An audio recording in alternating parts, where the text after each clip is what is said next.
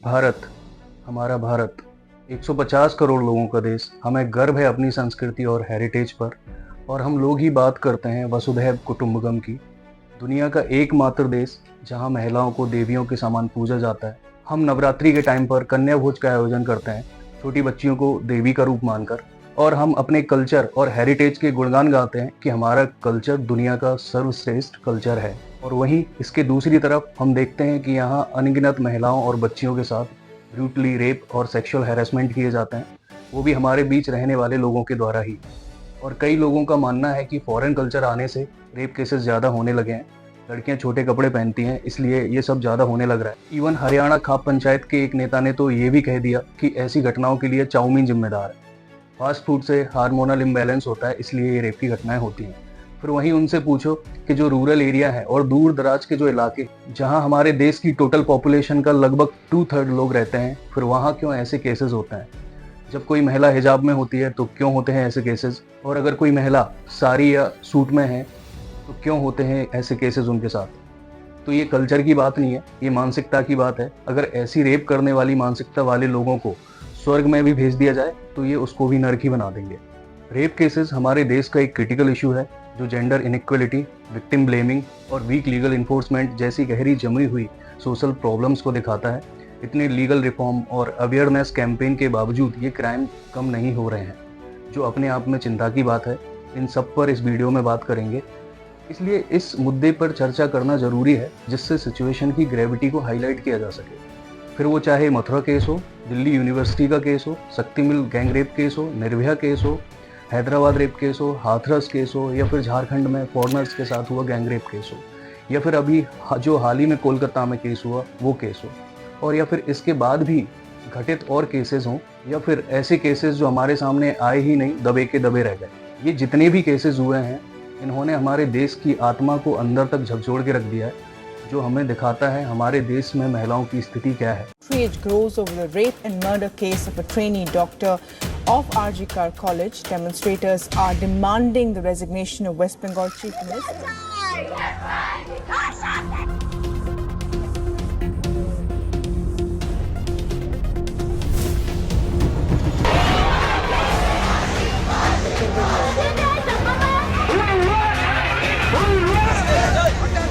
Angry citizens on the street demanding justice for rape victims.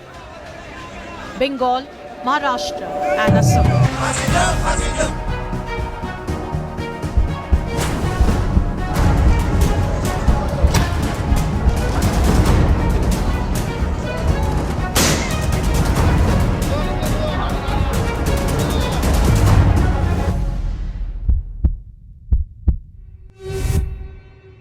एक 31 साल की लड़की जो आरजी कर मेडिकल कॉलेज एंड हॉस्पिटल में second year PG trainee doctor थी, 8 तारीख को रात को उसने अपने घर फ़ोन पे बात की और रात को लगभग 11:30 बजे रूटीन राउंड लेने के बाद अपने जूनियर्स के साथ डिनर किया, क्योंकि वो पिछले 36 घंटे से आराम नहीं कर पाई थी, इसलिए उसकी बॉडी को थोड़ा रेस्ट चाहिए था।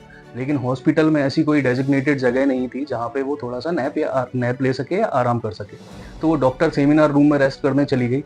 जब अगली सुबह 9 तारीख को एक जूनियर डॉक्टर सेमिनार रूम में गया तो उसने देखा कि लेडीज डॉक्टर की बॉडी सेमी नेक्ड कपड़ों में वहाँ थी और बॉडी का हर पार्ट इंजर्ड था। इसके बाद की इंसेंसिटिविटी देखिए। हॉस्पिटल एडमिनिस्ट्रेशन के द्वारा उसके पेरेंट्स को बताया गया कि आपकी बेटी ने सुसाइड कर लिया है, और जब घर वाले हॉस्पिटल गए तो उनको अपनी बेटी से 3 घंटे तक मिलने ही नहीं दिया गया। और जब इंक्वेस्ट रिपोर्ट और ऑटोप्सी रिपोर्ट आई तो पता चला कि उस लड़की के साथ बेरहमी से रेप किया गया और उसका मर्डर भी कर दिया गया। मैं यहाँ अपने वीडियो में ना तो उस लड़की का नाम लूँगा और ना ही उससे संबंधित कोई रिपोर्ट्स या इन्फॉर्मेशन शेयर करूँगा, क्योंकि ना तो ये लीगली अलाउड है और ना ही कहीं से एथिकल है। थैंक्स टू द डॉक्टर जिन्होंने 10 तारीख से प्रोटेस्ट स्टार्ट किया, जिसकी वजह से ये मामला सामने आया और पूरे भारत ने इस प्रोटेस्ट को ज्वाइन किया। मतलब आप समझ पा रहे हैं, वर्क प्लेस घर के बाद दूसरा ऐसा प्लेस होता है जहाँ लगता है यहाँ तो हम सेफ हैं ही। ऐसी कोई चिंता की बात नहीं रहती मन में। ऐसा उस डॉक्टर ने भी सोचा होगा कि मेरे काम करने की जगह है, सबसे फैमिलियर हूँ, तो यहीं सेमिनार रूम में सो जाती हूँ, आराम कर लेती हूँ। पर उसे क्या पता था उसके साथ ये हादसा हो जाएगा और ऐसे हैवान उस हॉस्पिटल में मौजूद होंगे। जो एक एक्यूज्ड पकड़ा गया है उसका नाम संजय रॉय है, जो कोलकाता पुलिस में सिविल वॉलंटियर था, उसका हिस्टोरिकल बैकग्राउंड बताता है कि उसमें ऐसी क्रिमिनलाइज्ड प्रवृत्तियां पहले से ही थीं और इसी प्रोटेस्ट के दौरान एक मॉब आती है, प्रोटेस्ट को वैंडलाइज करती है और हॉस्पिटल पर अटैक करती है। कहा जा रहा है ये सबूतों को टेम्पर करने की कोशिश थी। वहीं पुलिस ने कहा कि एविडेंस के साथ कोई छेड़छाड़ नहीं हुई है और कोलकाता पुलिस की नाकामियों को देखते हुए केस को सीबीआई को हैंडओवर कर दिया गया है और उस कॉलेज के प्रिंसिपल रहे संदीप घोष को भी इस मामले में सीबीआई द्वारा इंटरोगेट किया जा रहा है। उन पे भी कई सवाल उठ रहे हैं। जैसे जैसे इन्वेस्टिगेशन आगे बढ़ेगी और बातें सामने आएंगी कि इस घटना के लिए और कौन कौन जिम्मेदार था। और जो डिसीज डॉक्टर की मां है, उन्होंने ममता बनर्जी की सरकार पर आरोप लगाए हैं for delay and probe justice. और सही बात भी है, जिम्मेदारी स्टेट गवर्नमेंट की बनती है। पुलिस से लॉ एंड ऑर्डर मेंटेन हो नहीं पा रहा है, कैसा प्रशासन बना रखा है, सीएम खुद ही प्रोटेस्ट करने लग रही है, मजाक चल रहा है क्या? और कई लोग कह रहे हैं ये मुद्दा पॉलिटिकल होता जा रहा है। जहां तक मेरा मानना है, इसको पॉलिटिकल होना चाहिए। अगर ये मुद्दा पॉलिटिसाइज नहीं होता तो इतना हाईलाइट होता ही नहीं। क्या पॉलिटिक्स केवल मंदिर मस्जिद पर ही होने चाहिए, वहीं तक सीमित रहनी चाहिए? नहीं ना, कहीं कहीं कुछ मुद्दों पर पॉलिटिक्स होना भी जरूरी हो जाती है, जहां होनी चाहिए। इन सब बातों को देखते हुए सुप्रीम कोर्ट ने इस पर स्वतः संज्ञान लेते हुए इस पर सुनवाई चालू कर दी है। शायद अब चीजें और भी क्लियर होंगी। और अभी सीबीआई ने कोर्ट से लाई डिटेक्टर टेस्ट के लिए परमिशन मांगी थी, कोर्ट ने उसे अप्रूव कर दिया था, तो इनका लाई डिटेक्टर टेस्ट हुआ है। यहाँ मैं बता देना चाह रहा हूँ जानकारी के लिए, लाई डिटेक्टर के जो रिजल्ट्स आते हैं वो कोर्ट में एडमिसिबल नहीं होते हैं। टेस्ट से ये हो जाता है कि इन्वेस्टिगेशन को एक सही दिशा मिल जाए। और मामला अभी यहाँ थमता नहीं है। इतने आउटरीजेस और प्रोटेस्ट होने के बाद भी देश में जगह जगह से खबर आ रही है रेप की। देखकर ऐसा लगता है कि चल क्या रहा है। इन रेपिस्ट को ये आउटरीजेस और ये प्रोटेस्ट दिखते नहीं क्या? इस पर भी आगे बात करेंगे। कोलकाता के बाद 2 केसेस उत्तराखंड में हुए, जिसमें से एक 33 साल की नर्सिस के साथ रेप किया गया और उसे मार दिया गया। दूसरे केस में एक माइनर टीनेज का रेप किया गया देहरादून आईएसबीटी में उत्तराखंड रोडवेज एम्प्लॉय के द्वारा। मामला अभी भी नहीं थमता। बेंगलुरु में एक लड़की का पार्टी करके घर जा रही थी, उसका रास्ते में रेप कर दिया गया। और महाराष्ट्र के बदलापुर में 2-4 साल की लड़कियों के साथ रेप किया गया। और बहुत सारे तो ऐसे केसेस हैं जो रिपोर्ट ही नहीं होते, जो सामने ही नहीं आते। क्या आपको पता है, अकॉर्डिंग टू एनसीआरबी डेटा, हमारे देश में लगभग हर 16 मिनट में एक रेप केस रिपोर्ट होता है और लगभग 86 रेप केसेस एक दिन में रजिस्टर्ड होते हैं। अगर मैं पूरे वर्ल्ड की बात करूं तो according to the world population review data of rape statistic by country 2020, 35% womens sexual violence face करती हैं। और ऐसा भी नहीं है कि इंडिया में ही ज़्यादा रेप होता है। World population review data report के अनुसार साउथ अफ्रीका में सबसे ज़्यादा रेप कमिट होते हैं, 132.4 रेप। और ये जो रेप रेट है ये पर लाख विमेन्स पर कैलकुलेट होता है। बोत्सवाना में 92.90, स्विट्जरलैंड में 77.50 और भी बहुत से देश हैं जैसे स्वीडन, सूरीनाम, कोस्टारिका। और इंडिया में ये रेट केवल 1.80 है। अब आपको देख के लग रहा होगा कि हमारी तो सही स्थिति है, लेकिन उससे पहले हमें ये भी देखना पड़ेगा कि पॉपुलेशन कहाँ की कितनी है। इंडिया की पॉपुलेशन ज़्यादा है तो डेटा ज़्यादा आ जाएगा। और दूसरी प्रॉब्लम है रिपोर्टिंग की। ये जो मैंने देश बताए हैं, हो सकता है इनके यहाँ लीगल सिस्टम इतना अच्छा है कि केस रिपोर्ट होते हैं, वहीं हमारे यहाँ रिपोर्टिंग होती ही नहीं केसों की। आपको काफ़ी हैरानी होगी, आपको काफ़ी शॉकिंग लगेगा सुनकर। According to the NCRB data, Bharat में विमेंस के अगेंस्ट हुए 99.1% सेक्सुअल वायलेंस रिपोर्ट ही नहीं होते। और इसका एक सबसे बड़ा रीज़न है कि हमारे यहाँ 96% रेप विक्टिम के नॉन के द्वारा ही किए जाते हैं। इसमें मैरिटल रेप भी शामिल है, मतलब विक्टिम के फैमिली मेम्बर, रिलेटिव्स, कलीग, मतलब जहाँ रेप करने वाला विक्टिम को पहले से ही जानता है। और शायद इसी वजह से रेप रिपोर्ट नहीं हो पाते, क्योंकि उनके ऊपर एक्यूज्ड को बचाने का प्रेशर रहता है फैमिली मेम्बर्स के द्वारा, और बदनामी के डर के कारण केस रजिस्टर्ड हो ही नहीं पाते। केस को वहीं के वहीं दबा दिया जाता है। एनएफएचएस की रिपोर्ट बताती है लगभग 1/3 महिलाएं जिनकी एज 15 से 49 साल है, किसी न किसी फॉर्म में वायलेंस होता है उनके साथ। एनसीआरबी डेटा के अनुसार 2022 में महिलाओं के खिलाफ जो क्राइम रिपोर्ट हुए उनकी संख्या लगभग 4.5 लाख थी, 4.5 लाख थी। 2021 में महिलाओं के साथ जो रेप के मामले दर्ज हुए थे वो लगभग 32,000 थे, जिनका कन्विक्शन रेट केवल 28% था। मतलब केवल 28% लोगों को ही सजा हो पा रही थी। और 2018 से लेकर 2022 में महिलाओं के खिलाफ रेप केसेस में लगभग 13% की बढ़ोतरी हुई है। यहाँ आप ये पाई चार्ट देखेंगे कि महिलाओं के साथ किस तरह की हिंसा कहाँ होती है। 31.4% महिलाओं पर क्रूएलिटी की जाती है हस्बैंड और उनके इन लॉज के द्वारा। 19.02% किडनैपिंग और एब्डक्टिंग होती है। 18.07% असॉल्ट टू आउटरीच मोडेस्टली और 7.1% रेप की घटना है। ये फिगर बताता है कि कैसे महिलाओं के सर के ऊपर परसिस्टेंट थ्रेट मंडराता रहता है, घर के बाहर ही नहीं बल्कि घर के अंदर भी। और अगर वही वर्क प्लेस पर हैरेसमेंट की बात की जाए तो जो 2018 में जो डेटा 401 था वो 2022 में बढ़कर 422 हो गया। यहाँ एक और डेटा बताता हूँ मैं आपको। हमारे देश की पॉपुलेशन का majority portion public transport use करती है अपनी डेली लाइफ में, वहीं 84% विमेन पब्लिक ट्रांसपोर्ट यूज़ करती हैं। तो एक स्टडी हुई चेन्नई में इसको लेकर, जिसमें रैंडम 270 महिलाओं को लिया गया जिनकी एज 18 साल के ऊपर थी, जो 5 अलग अलग ट्रांसपोर्टेशन का यूज़ करती थी। तो स्टडी का जो रिजल्ट आया वो ये निकला, 270 महिलाओं में से 57 महिलाओं ने कहा उन्होंने कम से कम एक बार कहीं ना कहीं हैरेसमेंट झेला है, इधर फिजिकल और वर्बल। और उनमें से केवल 4 लोगों ने पुलिस कंप्लेंट की और 172 महिलाओं ने कहा उन्हें कम से कम एक बार लोगों द्वारा स्टॉप किया गया है, मतलब पीछा किया गया है। ज़्यादातर ने कहा बस में ट्रैवलिंग के दौरान ज़्यादा हैरेसमेंट हुआ है उनके साथ। अब ये तो चेन्नई का एक छोटा सा सैंपल साइज था। आप सोच सकते हैं कि हमारे देश में महिलाओं की स्थिति क्या है, वो कितनी सेफ है। इसलिए जॉर्ज टाउन इंस्टीट्यूट की 2023 की women peace and security index के अनुसार इंडिया की रैंकिंग 177 देशों में 128 भी है in term of women inclusion, justice and security. ये इंडेक्स ये भी दिखाता है इंडिया टॉप 10 वर्स्ट कंट्री में आता है जहां विमेंस के साथ पॉलिटिकल वायलेंस होता है। इसको समझाने के लिए मैं आपको एक डेटा बताता हूँ। ADR association for democratic reform और नेशनल इलेक्शन वॉच की एक रिपोर्ट के अनुसार 151 MPs और MLAs में से 16 सिटिंग MPs पर 135 सिटिंग MLAs पर महिलाओं के खिलाफ की हुई हिंसा के केसेस चल रहे हैं।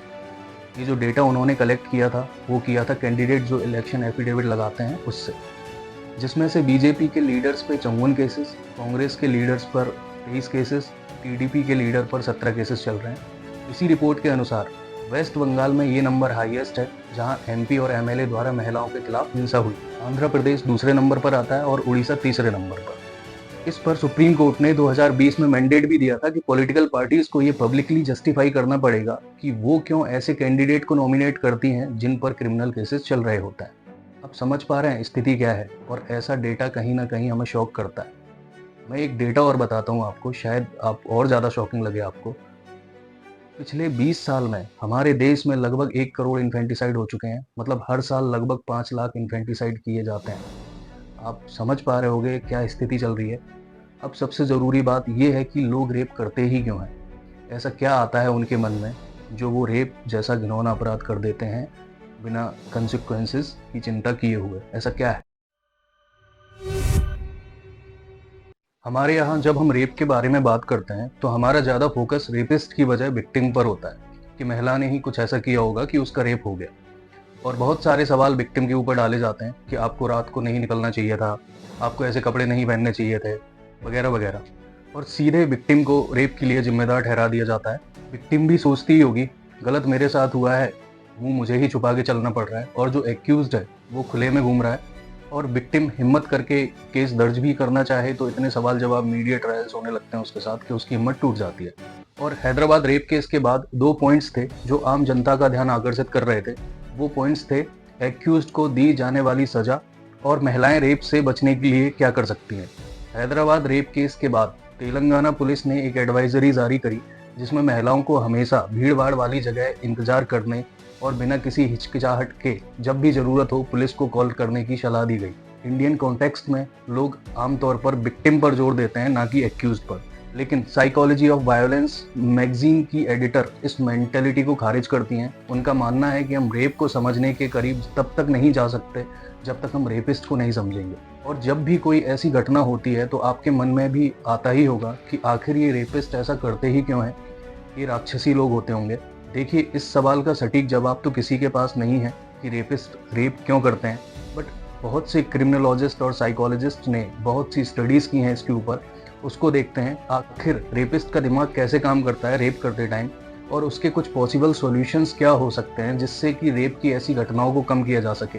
हम एक बार ये देख लेते हैं कि रेपिस्ट के टाइप क्या होते हैं, कितने टाइप के रेपिस्ट होते हैं, उनके बिहेवियरल पैटर्न और क्रिमिनल साइकोलॉजी को देखते हुए एक्सपर्ट्स ने रेपिस्ट को कैटेगराइजेशन किया है कई टाइप्स में। एक बार इसको समझते हैं। पहला टाइप होता है पावर असर्टिव रेपिस्ट। ये रेपिस्ट विक्टिम पर अपना डोमिनेंस और पावर दिखाना चाहते हैं और विक्टिम को कंट्रोल करना चाहते हैं। और विक्टिम के साथ ऐसा कृत्य करके अपनी मर्दानगी को वो रीअफर्म करता है और इनके द्वारा किए गए अटैक प्री प्लान्ड और वायलेंट होते हैं। सेकंड टाइप है एंगर रिटेलिएटरी रेपिस्ट। ये रेपिस्ट एंगर से मोटिवेटेड होते हैं, इनके अंदर गुस्सा भरा हुआ होता है, गुस्से से भरे हुए होते हैं ऐसे लोग। ये अपने फ्रस्ट्रेशन और रेज को बाहर निकालने के लिए ऐसा करता है और विक्टिम के साथ ये जो वायलेंस करते हैं उसका पर्पस विक्टिम को डिग्रेड करना होता है rather than sexual satisfaction. Third type है सैडिस्टिक रेपिस्ट। वैसे तो सारी ही कैटेगरी खराब है, लेकिन इस कैटेगरी के लोग ज़्यादा क्रूर होते हैं। इस तरह के लोगों को विक्टिम को पेन और कष्ट पहुंचाने में प्लेजर मिलता है और ये जो अटैक करते हैं वो काफ़ी वायलेंट होते हैं और इनका मोटिवेशन विक्टिम को टॉर्चर और ह्यूमिलिएट करना होता है और सेक्सुअल असॉल्ट के साथ साथ ये फिजिकल अब्यूज़ भी करते हैं विक्टिम का। फोर्थ टाइप है अपॉर्चुनिस्टिक रेपिस्ट। ये लोग अपॉर्चुनिटी देखकर रेप करते हैं। इनका प्राइमरी फोकस रेप पर ना होकर दूसरी चीज़ों पर होता है, जैसे चोरी डकैती वगैरह, इन सब चीज़ों पर। जब इनको कोई वल्नरेबल सिचुएशन दिखाई देती है या अपॉर्चुनिटी मिल जाती है तो ये ऐसा काम कर देते हैं, तो ये रेप भी कमिट कर देते हैं। फिफ्थ टाइप होता है एक्यूटेंस या डेट रेपिस्ट। ये लोग विक्टिम के जान पहचान वाले होते हैं, जैसे कोई दोस्त, कलीग या कोई और जो असॉल्ट होता है वो हमेशा सोशल सिचुएशन में ही होता है और जो अटैकर है वो विक्टिम को मैनिपुलेट करता है, उसे मजबूर करता है, कभी कभी ड्रग्स, नशीले पदार्थ, शराब वगैरह पिलाकर घटना को अंजाम दे देता है। सिक्स्थ टाइप है रेपिस्ट का गैंग रेपिस्ट। देखिए, जब भी गैंग रेप होता है तो आप देखेंगे कि उनके ग्रुप में से कोई एक ज़्यादा एक्टिव होता है जो ये सब काम करना चाहता है और बाकी लोग शायद करना भी ना चाहें, उनके दिमाग में भी ना आए, लेकिन पीयर प्रेशर की वजह से बाकी लोग भी उसके साथ दे देते हैं और वो भी रेप को कमिट कर देते हैं। सेवंथ टाइप है कंपनसेटरी रेपिस्ट। ये हीन भावना से प्रेरित होते हैं। ये अपने अंदर की हीन भावना को हमले के माध्यम से दूर करने की कोशिश करते हैं। वे ये भी मान सकते हैं कि विक्टिम हमले का आनंद लेगा, लेकिन फिर असहमति के बाद भी ऐसा कृत्य कर बैठते हैं जबकि सहमति नहीं भी मिली होती है। तो ये तो थे रेपिस्ट के टाइप जो एक्सपर्ट्स ने बताए हैं। इन टाइप्स को समझने के बाद भी हम रेपिस्ट को पहचान नहीं सकते, क्योंकि एक रेपिस्ट दूसरे ऑर्डिनरी आदमी की तरह ही होता है। अब ये मैं आपसे ऐसा क्यों कह रहा हूँ? तिहाड़ जेल में 100 से ज़्यादा रेपिस्ट का इंटरव्यू लेने वाली मधुमिता पांडे और उसी तिहाड़ जेल में 200 से ज़्यादा रेपिस्ट का इंटरव्यू लेने वाले रजत मित्रा बताते हैं कि रेपिस्ट कोई मॉन्स्टर नहीं होता, बल्कि एक आम इंसान ही होता है। हो सकता है कुछ रेपिस्ट मेंटली इल हों, जनरली आम आदमी ही होते हैं जो हमारे साथ हमारे परिवेश में रहते हैं। इस पर सैमुअल स्मिथीमैन ने 1976 में एक स्टडी की थी, जहां उन्होंने लॉस एंजलिस के एक न्यूज़पेपर में एक एडवर्टाइजमेंट पब्लिश किया, जिसमें उन्होंने लिखा कि वो अपनी रिसर्च के लिए रेपिस्ट से गुप्त रूप से बात करना चाहते हैं। अगर कोई रेपिस्ट उनसे बात करना चाहे तो उनके दिए गए नंबर पर उनसे कॉल करके संपर्क कर सकता है। सैमुअल को ये भरोसा था कि कोई कॉल आएगा ही नहीं, बट उनके पास 200 लोगों के कॉल आए। इनमें से लगभग 50 लोगों का सैमुअल ने इंटरव्यू किया तो पता चला कि एक कंप्यूटर प्रोग्रामर जिसने अपनी गर्लफ्रेंड का रेप किया था, एक लड़की का पेंटर ने रेप किया था जो उसे पहले से ही जानता था। इस पर उन्होंने अपनी रिसर्च पब्लिश की और लिखा, रेप समाज में रहने वाले आम इंसान और पहचान वाले लोग ही कर रहे हैं। जैसा कि मैंने आपको पहले बताया था कि 96% रेप विक्टिम को जानने वाले ही करते हैं। सैमुअल और मधुमिता के शोध में कुछ समान था। कई रिसर्चर्स का मानना है कि वे जब रेपिस्ट से बात करते हैं तो वो सामान्य व्यक्ति की तरह लगते हैं। सैमुअल ने कहा वो ये देखकर हैरान थे कि रेपिस्ट उनसे सामान्य बातचीत कर रहा था। वहीं दूसरी ओर मधुमिता ने कहा जब वह रेपिस्ट का इंटरव्यू कर रही थी तो उन्हें उनके प्रति दया महसूस होती थी। वे यहाँ भूल जाती थी कि उन्होंने अपराध किया है। यहाँ तक कि एक कैनेडियन रिसर्च जिसने ऐसे रेपिस्ट का इंटरव्यू किया जिसने रेप के बाद जो विक्टिम था उसको मार दिया, उन्होंने भी यही बात कही और उन्होंने साथ में ये भी कहा कि इसका ये कतई मतलब नहीं है कि हम उन अपराधियों के काम को सही ठहरा रहे हैं कि उन्होंने कुछ अच्छा काम किया है। बिल्कुल नहीं, हम ऐसा नहीं ठहराना चाहते। कई रिसर्चर्स का कहना है कि रेपिस्ट को कोई रिग्रेट नहीं होता और वो ये भी नहीं मानते कि उन्होंने कोई घिनौना अपराध किया है। Public health professor Mary Koss का कहना है जब वो रेपिस्ट से पूछती हैं कि क्या उन्होंने विक्टिम के साथ जबरदस्ती की है तो वो आमतौर पर एग्री होता है, लेकिन वहीं जब उनसे पूछा जाता है कि क्या उन्होंने विक्टिम का रेप किया है तो वो डिनाई कर देते हैं। वहीं मधुमिता का कहना है कि रेपिस्ट ये नहीं समझते कि उन्होंने किसी का रेप किया है, क्योंकि वे रेप के कंसेप्ट को ही नहीं समझते और विक्टिम को इसके लिए दोषी मानते। They have is to clench on to this identity that they have created in their head that I am not a rapist. Yes, I had sex. I did not take consent for it, or what is consent? Or no, I was not sure that she was saying no. But so they have accepted that they have engaged in sexual activity, they just cannot fathom that that was just one-sided, and that's wrong, because in their mind that's not wrong. और वहीं इसके विपरीत उन्होंने Tihar jail में 65 murderers का interview लिया, rapist का नहीं, मर्डरर्स का, जिन्होंने मर्डर किए थे। इंटरव्यू इसलिए लिया ताकि ये समझा जा सके कि क्या अदर क्रिमिनल्स भी अपने विक्टिम्स को दोषी मानते हैं। उन्होंने देखा कि मर्डरर्स का जो रिएक्शन था वो रेपिस्ट से बिल्कुल अपोजिट था। मर्डरर खुद को दोषी मानते थे, जबकि रेपिस्ट पीड़िता को दोषी मानते थे। मधुमिता का सुझाव है कि इस मानसिकता में अंतर का एक कारण ये हो सकता है, मर्डरर्स विक्टिम की मौत के बाद खुद को अकाउंटेबल ठहराता है, खुद को जिम्मेदार मानता है कि हाँ मैंने उसका मर्डर किया है, उसको पछतावा रहता है इस चीज़ का, मर्डरर्स को। इसका ये मतलब नहीं कि रेपिस्ट को विक्टिम के लिए पछतावा नहीं होता, बल्कि वे विक्टिम को दोषी ठहराना चुनते हैं। उनका पछतावा या गिल्ट अलग चीज़ के लिए होता है। उन्हें पछतावा इसलिए नहीं होता कि उन्होंने रेप किया है। अब आप कहेंगे अलग चीज़ क्या, ऐसी क्या अलग चीज़ है जिस पे पछतावा होता है। मधुमिता जब इंटरव्यू ले रही थी तो उन्होंने एक 49 साल के व्यक्ति का सामना किया जिसने एक 5 साल की लड़की का रेप किया था। उसने कहा कि लड़की उसको उकसा रही थी और वो कैरेक्टरलेस थी, जिसको ठीक करने की ज़रूरत थी। इसको कहते हैं कॉग्निटिव डिसोनेंस। जब व्यक्ति अपने खुद के भ्रम में रहता है, जहाँ रेपिस्ट ये मान लेता है कि उसकी सेक्सुअल डिज़ायर ज़्यादा इंपॉर्टेंट है, विक्टिम उसको अनजाने में उकसा रही थी और आदमी की सेक्सुअल डिज़ायर पे काबू नहीं पाया जा सकता, तो ये सोच के उन्होंने रेप कर दिया। जब मधुमिता ने उससे पूछा तो उसने कहा कि उसने 5 साल की बच्ची की ज़िंदगी बर्बाद कर दी, अब उससे कोई शादी नहीं करेगा। उसने ये भी कहा कि जेल से बाहर आने के बाद वो उससे शादी कर लेगा।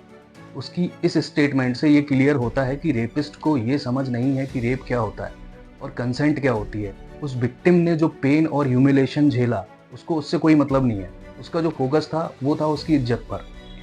आप समझ पा रहे हैं कि रेपिस्ट किस एंगल से इसको देखते हैं। वहीं रजत मित्रा ने भी बहुत लोगों का इंटरव्यू लिया।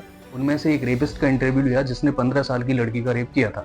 जब उससे पूछा गया क्यों किया, तो वो बोला वो मेरे सामने से जा रही थी, थोड़ा रुकी और फिर चली गई।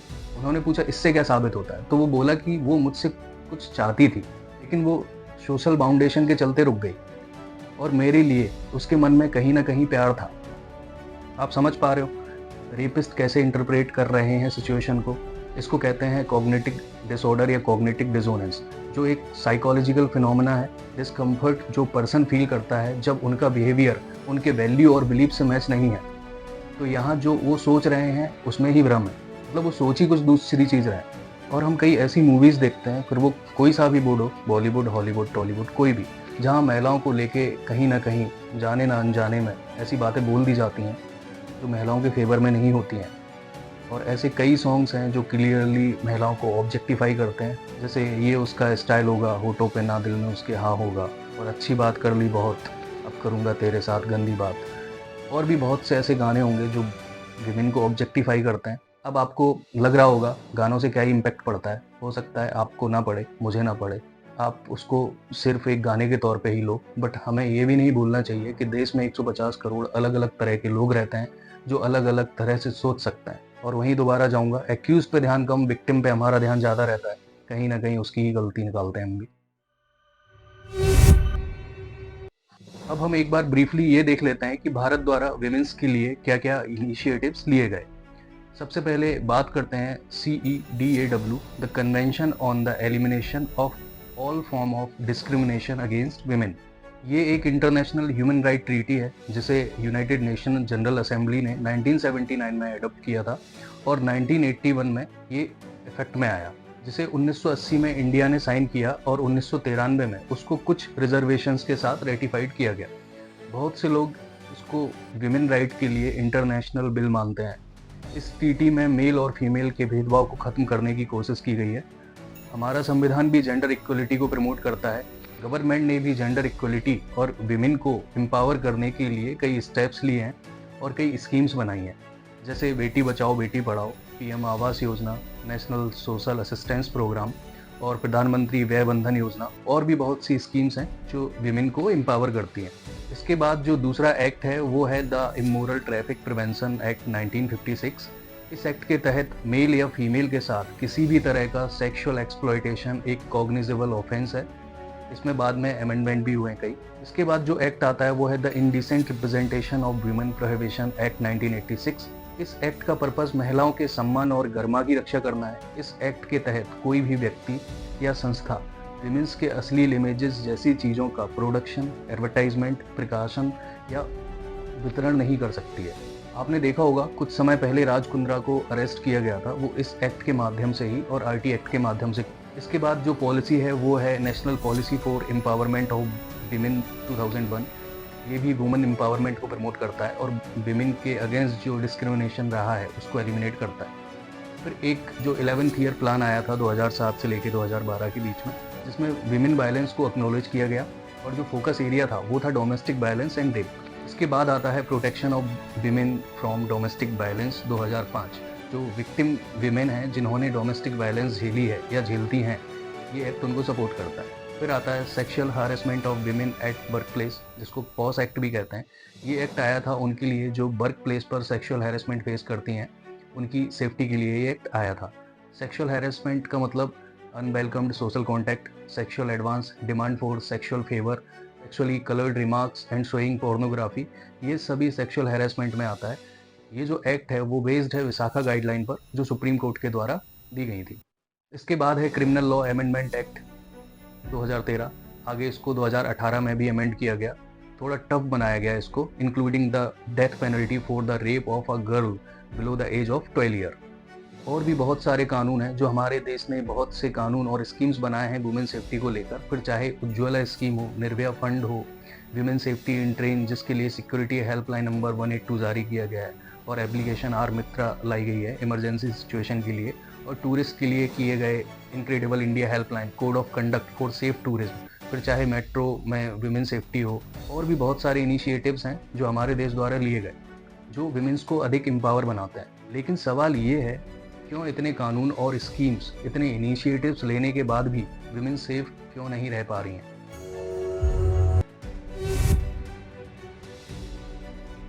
हम देखते हैं कहीं ना कहीं इम्प्लीमेंटेशन गैप देखने को मिलता है। जो लॉ है उसका सही इन्फोर्समेंट नहीं हो पाता। और हमारे देश की एक टॉप प्रॉब्लम है करप्शन और ब्राइवरी, जो समाज में अपनी जड़ें जमाए बैठा है, जिसके चलते अगर आप रसूखदार हैं और आपने कोई क्राइम किया है तो चांसेस हैं कि आपको सज़ा ना मिले, और केसेस को मिसलीड और मिसहैंडल्ड किया जाता है। कई वायलेंस तो रिपोर्ट ही नहीं होते क्योंकि सिस्टम पर ट्रस्ट ही नहीं होता। सिस्टम की नाकामियों को देखते हुए, कोर्ट में केसेस की पेंडेंसीज को देखते हुए, इसलिए जुडिशरी में भी लोगों का विश्वास कम होता जा रहा है क्योंकि ट्रायल्स होते रहते हैं, विक्टिम को जस्टिस नहीं मिल पाता और मिलता भी है तो काफ़ी लेट। और विक्टिम ब्लेमिंग विमेन को डिस्करेज करती है, इसलिए वो क्राइम रिपोर्ट ही नहीं करती हैं। वो एक रीज़न है इकोनॉमिक डिपेंडेंस, ये भी काफ़ी सिग्निफिकेंट रोल प्ले करता है। महिलाएं जो डिपेंडेंट हैं, जो महिलाओं को एब्यूज़ करते हैं, तो महिलाओं को बहुत मुश्किल हो जाता है एब्यूज़र्स को छोड़ना, क्योंकि हमारे यहाँ कहते ही हैं कि बेटी तो पराई है, ससुराल ही उसका घर है। उसके दिमाग में भी ये बात ही रह जाती है। अगर कोई एक्शन लेना भी चाहे तो नहीं ले पाती, जबकि उसके पास काफ़ी लीगल प्रोटेक्शंस होते हैं। एक रीज़न और है जो मेरे हिसाब से सबसे बड़ा रीज़न है किसी भी तरह के वायलेंस होने का, lack of awareness and education. हमारे यहाँ लिमिटेड या सीमित महिलाओं को ही उनके लीगल राइट्स की अवेयरनेस होती है कि उनको क्या क्या सपोर्ट मिलता है गवर्नमेंट और जुडिशरी से। लीगली उनको पता ही नहीं होता, तो बात वहीं ख़त्म हो जाती है, उन्हें जस्टिस मिल ही नहीं पाता। अब हम बात करते हैं कि कैसे इन रेप जैसी घटनाओं को कम किया जा सकता है या रोका जा सकता है, क्या क्या पॉसिबल सॉल्यूशंस हो सकते हैं। देखिए, इसका कोई ऐसा गोल्डन सॉल्यूशन नहीं है कि इम्प्लीमेंट करते ही ऐसी घटनाएं बंद हो जाएंगी। देखिए, इस बात में कोई किंतु परंतु नहीं है कि हमें अपने देश के लॉज को अधिक मजबूत बनाने की ज़रूरत है, जो कि ऑलरेडी है हमारे पास, जैसा कि मैंने आपको बताया। और बहुत से लोगों का कहना है ऐसे लोगों को डेथ पेनल्टी या कैपिटल पनिशमेंट दे देनी चाहिए। वहीं दूसरी तरफ कुछ एक्सपर्ट बोलते हैं कि death penalty is not the solution. तो अभी हम इन दोनों पक्षों के तर्क देखते हैं कि जो डेथ पेनल्टी को सही मानते हैं उनके तर्क क्या हैं, और जो कहते हैं कि death penalty is not the solution उनके भी तर्क देखते हैं, और बाद में मैं अपना भी ओपिनियन आपके सामने रख दूंगा। पहले बात करते हैं जो डेथ पेनल्टी को सपोर्ट करते हैं। वो कहते हैं कि मौत का डर पोटेंशियल रेपिस्ट के लिए एक स्ट्रॉन्ग डिटरेंस के रूप में काम कर सकता है। ये सज़ा लोगों को ऐसे हीनियस क्राइम करने से पहले कई बार सोचने पर मजबूर कर देगी। डेथ पेनल्टी विक्टिम की फैमिली के मन में सेंस ऑफ जस्टिस लाएगी, स्पेशली इन ब्रूटल केसेस जहां ट्रॉमा इमेंस और इरिवर्सिबल होता है। और डेथ पेनल्टी लागू करने से यह मजबूत संदेश जाता है कि देश ऐसे अपराधों को बर्दाश्त नहीं करेगा और वह सेक्सुअल वायलेंस के अगेंस्ट देश की मजबूत स्थिति का प्रतीक हो सकता है। और इसमें एक सामाजिक भावना भी जुड़ी हुई होती है। अगर ऐसा हीनियस क्राइम होता है तो विक्टिम की फैमिली ही नहीं बल्कि उस देश में रहने वाले सभी लोगों की आत्मा छिन्न भिन्न हो जाती है और ऐसा लगता है कि इन्हें डेथ पेनल्टी से कम कुछ मिलना ही नहीं चाहिए। इवन ऐसे लोगों को जनता को हैंडओवर कर देना चाहिए या चौराहे पर लटका कर फांसी दे देनी चाहिए। वहीं दूसरी तरफ जो डेथ पेनल्टी को सपोर्ट नहीं करते उनके भी तर्क देख लेते हैं। कई देशों में इसको लेके स्टडीज़ हुई हैं जिससे पता चलता है कि डेथ पेनल्टी उम्र कैद की तुलना में अधिक डिटरेंस नहीं है। रेप अक्सर इम्पल्सिव होता है और फांसी का डर इसे रोकने के लिए इनफ नहीं हो सकता। और जब निर्भया केस में डेथ पेनल्टी देने के बाद ऐसे क्राइम कम नहीं हुए जबकि वो बढ़ ही गए हैं। ऐसा कोई डेटा नहीं है जो बताता हो डेथ पेनल्टी देने से ऐसे अपराध कम हुए। वहीं निर्भया केस के बाद एक कमेटी बनी थी, जस्टिस JS वर्मा कमेटी, जिसने भी डेथ पेनल्टी को रिग्रेसिव स्टेप बताया था। इसके जो कारण थे वो ये थे कि इंडियन लीगल सिस्टम की लिमिटेशंस के कारण गलत सजा की संभावना बनी रहती है, विशेष रूप से तब जहां एविडेंस सीमित होते हैं। आपने रेयान इंटरनेशनल स्कूल वाला केस सुना होगा जहां एक 2nd क्लास में पढ़ने वाला बच्चे का मर्डर हुआ था। उसमें बस कंडक्टर को एक्यूज बनाया गया था। बाद में जब केस को CBI को ट्रांसफ़र किया गया तब पता चला कि एक 16 साल के लड़के ने उस बच्चे का मर्डर किया था। तो यहाँ वीक लीगल सिस्टम होने की वजह से ये खतरा बना रहता है कि किसी दूसरे को ना फंसा दिया जाए। और जैसा कि मैंने बताया था कि 96% सेक्सुअल वायलेंस के केसेस किसी जानने वाले द्वारा ही होते हैं। अगर डेथ पेनल्टी दी गई तो बहुत सारे लोगों का प्रेशर आएगा विक्टिम और उसकी फैमिली के ऊपर। वैसे ही रिपोर्टिंग कम होती है, फिर और रिपोर्टिंग कम होने लग जाएगी। अगर किसी ने रेप कर भी दिया तो बाद में चांसेस है कि फांसी से बचने के लिए वो विक्टिम का मर्डर ही कर दे, क्योंकि रेपिस्ट को तो ये लगेगा पकड़े गए तो मौत की सज़ा हो ही जाएगी, वो विक्टिम को फिर मार ही देंगे। और मैंने आपको जो एक डेटा बताया था कि 86 रेप पर डे फाइल होते हैं, उसमें 74% फेक रेप केसेस भी होते हैं। अगर जिसके पास प्रॉपर प्रूफ ना हो तो कन्विक्ट भी हो सकता है। तो फेक रेप केसेस भी एक चिंता का विषय है। यहाँ डेथ पेनल्टी देना एक नए मैन मेड क्राइसिस को जन्म दे सकता है। ये तर्क है उन एक्सपर्ट्स का जो डेथ पेनल्टी को अपोज करते हैं, सही नहीं मानते हैं। यहाँ इसको लेके जो मेरा ओपिनियन है वो भी मैं रख देता हूँ। हो सकता है आप लोग मुझसे सहमत भी हो और ना भी हो। सबसे पहले तो हमारे देश में जुडिशियल रिफॉर्म की बहुत ज़रूरत है। समय समय पर रिफॉर्म हुए भी हैं बट इम्प्लीमेंटेशन की बहुत कमी है। फास्ट ट्रैक कोर्ट भी बनाए गए हैं बट हम देखते हैं कि उनसे कुछ हो नहीं रहा है, तो उनको और सख्त बनाने की ज़रूरत है। आपको पता है हमारे देश के डिस्ट्रिक्ट कोर्ट में 4.5 करोड़ केसेस पेंडिंग हैं आउट ऑफ 5.1 करोड़ केसेस, यानी 5 करोड़ केसेस में से लगभग 4.5 करोड़ केसेस पेंडिंग हैं। मतलब 87% पेंडिंग केसेस इन 2024 और ये हर साल बढ़ते ही जा रहे हैं। अब आप कहोगे ऐसा क्यों है, यहाँ मैं ब्रीफली बता देता हूँ। लॉ कमीशन और जस्टिस मलिमत कमेटी ने रिकमेंड किया था कि हमारे देश में 10 लाख लोगों पर 50 जजेस होने चाहिए और हैं कितने, सिर्फ 21.03। ये 2022 का डेटा है। मतलब हमारे देश में 10 लाख लोगों पर केवल 21 जज, जितने रिकमेंडेड हैं उसके आधे से भी कम। ये स्थिति है हमारे यहाँ। मेरे हिसाब से भी ऐसे हीनियस क्राइम के लिए डेथ पेनल्टी होनी चाहिए, लेकिन वो तब जब हमारा लीगल सिस्टम सही हो, पुलिस सही से इन्वेस्टिगेशन करे, एविडेंस टेम्पर ना हो और जो अपराधी है उसका सही कन्विक्शन हो जाए। ऐसा ना हो कि उसकी जगह किसी बेगुनाह को लटका दिया और जब कन्विक्शन हो जाए तो उसके होते ही विदिन अ वीक उनको डेथ पेनल्टी दे देनी चाहिए। अब बात आती है ह्यूमन राइट वायलेशन की। तो मैं पहले यहाँ बता रहा हूँ, ये मेरा अपना ओपिनियन है। ह्यूमन राइट्स होते हैं ह्यूमन के लिए। जो ऐसा हीनियस क्राइम कर रहा है ना, वो कहीं से भी ह्यूमन नहीं है, वो इनह्यूमन ही है। तो कैसे हम उसके लिए ह्यूमन राइट्स की बात कर सकते हैं। मुझे ये भी पता है हमारा लीगल सिस्टम और हमारा कॉन्स्टिट्यूशन की वैल्यूज़ ऐसी हैं जो कहता है भले 100 अपराधी छूट जाएं बट एक बेगुनाह को सज़ा नहीं मिलना चाहिए, और ये अपने आप में सही बात भी है। बट इन क्राइम्स के लिए अपराधी को ही सज़ा देने की बात की जा रही है, तो हम डेथ पेनल्टी को एग्जेप्शंस में दे सकते हैं। जैसे हमने दे रखा है कि 12 साल से नीचे का अगर आप रेप करोगे तो डेथ पेनल्टी मिलेगी। कुछ एग्जेप्शंस होनी भी चाहिए लॉ के अंदर कि हाँ इनको डेथ पेनल्टी हम दे सकते हैं। एक दूसरा ऑप्शन है कि जो भी कन्विक्ट हुआ है उसको अगर 20 साल की सज़ा हुई है तो उसे अपनी पूरी सज़ा के दौरान कोई पेरोल नहीं दी जानी चाहिए। मतलब 20 साल अगर आपको सज़ा मिली है तो आप जेल में ही रहो, है ना, ज़रूरत नहीं है कि बाहर निकल के आओ। और मैं तो इवन ये भी कह रहा हूँ कि और जो सेंटेंस है, सज़ा है, उसको सॉलिट्यूड में कन्वर्ट कर देना चाहिए। अकेले रहो 20 साल, कोई बात करने के लिए भी नहीं है। तो ये मेरा ओपिनियन है, हो सकता है आप मुझसे सहमत ना हो। ये तो बात थी लीगली क्या सॉल्यूशन हो सकता है, बट सही बात ये है कि हमारे भारत के चारों स्तंभ legislature, judiciary, executive, even media भी मिलकर कुछ नहीं कर सकते जब तक दिमाग में ऐसे हीनियस क्राइम करने की विकृत मानसिकता हो किसी के मन में। ये सामाजिक मसला ज़्यादा है कि हमें क्या वैल्यू सिस्टम मिला, हमने क्या वैल्यू सिस्टम सीखा। अगर हम मानसिक तौर पर विक्षिप्त हैं तो दुनिया की कोई सरकार, कोई जुडिशरी इस चीज़ को नहीं रोक सकती। हमें शुरुआत करनी पड़ेगी अपने घर से, बात करनी पड़ेगी सेक्स एजुकेशन पर, जेंडर इक्वलिटी पर, और जो हमारे समाज में फर्जी मर्दानगी है उसके ऊपर। और ये भी कोई इंस्टेंट रिजल्ट नहीं है, इसको भी इम्प्लीमेंट होने में कई साल लगेंगे, क्योंकि जो वैल्यू सिस्टम ट्रांसफ़र होता है वो कभी एकदम से चेंज नहीं होता, बट कोशिश करी जाए तो होता ज़रूर है। आज हम सती प्रथा को बुरा मानने लगे हैं, वहीं 18th सेंचुरी में कुछ लोगों को छोड़ दो, कोई नहीं मानता था कि सती प्रथा बुरी चीज़ है, बट आज उसका कोई रिलेवेंस ही नहीं है, सारे ही बुरे मानते हैं उसको। आज आप कितने भी ऑर्थोडॉक्स आदमी से पूछना कि क्या सती प्रथा सही थी, वो हमेशा यही कहेगा नहीं, सती प्रथा गलत थी। और बाकी एक्सेप्शंस तो हर जगह होता है। तो रास्ते में लड़कियों को स्टॉक करना, घूरते रहना, उनके कपड़ों को लेकर उनके ऊपर कमेंट करना, सीटी बजाना और जेंडर इनसेंसिटिव होना, ये सब कहीं ना कहीं आगे जाकर ऐसी समस्याओं को जन्म देता है। हमें घर में अपने बच्चों को सिखाना चाहिए सेंसिटिविटी टुवर्ड्स वीकर सेक्शन, खासकर महिलाओं के प्रति।